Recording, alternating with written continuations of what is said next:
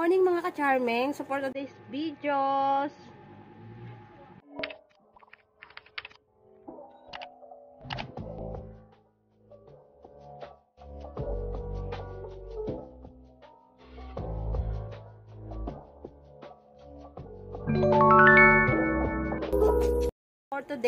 ayun na nga mga ka-charming, isi-share ko sa inyo ang ating panibagong YouTube tutorial. So for today, tuturuan ko kayo kung paano mag-upload ng branded content. Kung paano nga ba mag-upload ng branded content sa ating mga Reels videos. So, pumunta na po tayo sa ating cellphone. Ayun guys, kung nandito na po tayo sa ating cellphone, ayan, i-click na natin ang ating Facebook account. So, dito sa ating Facebook account. Ayan, kapag every time mag-a-upload tayo ng ating Reels videos or ating gagawing Reels na branded, pupunta lang tayo sa ating profile. And then, i-click natin ang Reel. Pag na-click na natin ng Reel, hanapin natin yung ginawa nating content na pwede sa branded content na nagpapakita ng product. So, hanapin natin. Ito, kunwari, halimbawa ito.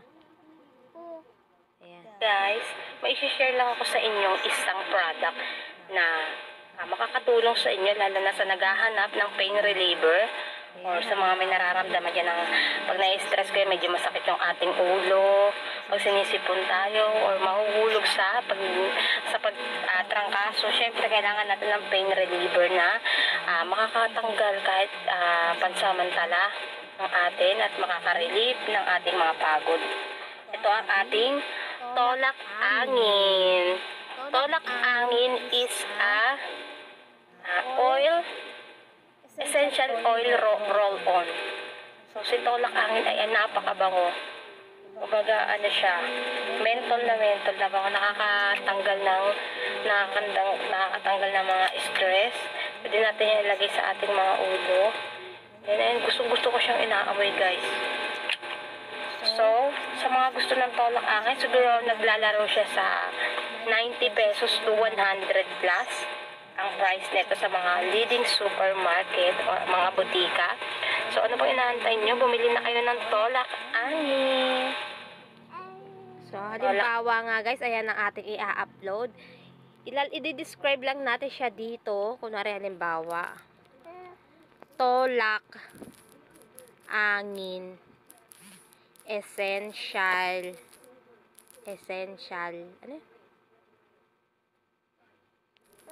oil roll on,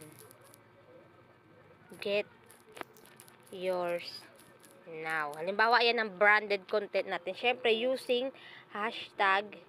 Huwag nyo kalimutan ng hashtag para visible sa mga tao ang inyong gagawing Reels content, guys. Ayan ang isa sa ating secret para mapanood ng ating mga ginagawang Reels.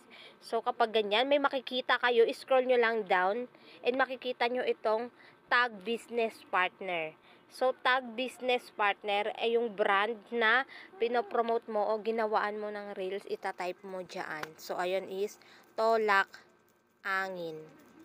I-type natin si Tolak Angin and then, ayan. Lalabas na si Tolak Angin. Kaso, hindi kompleto eh. Tolak Angin Essential Oil. Tingnan natin kung may lalabas. Wait lang natin guys Wait lang, wait. Hanapin natin. Tolak Angin Care. Tolak Angin Care para lumabas. Yan guys, tignan natin kung may lalabas. Ayan, si Tolak Angin Care. Ito. Itatag lang natin siya and then save. So, ayun na guys, pwede nyo na siyang i-upload. Kung makikita nyo, nandito na sa baba ng Tag Business Partner yung brand na pinopromote nyo. Ganyan po mag-create ng branded content kay Facebook or Meta. So, ayun, i-share nyo na lang yan. So, ako, na-share ko naman na din yung videos na to. In example ko lang sa inyo. And back na tayo sa ating ayan. So, ayun guys, sana may natutunan kayo sa videos na ito. Huwag niyo pong kalilimutan na mag-subscribe sa aking YouTube channel. Mag-iwan na po kayo ng like.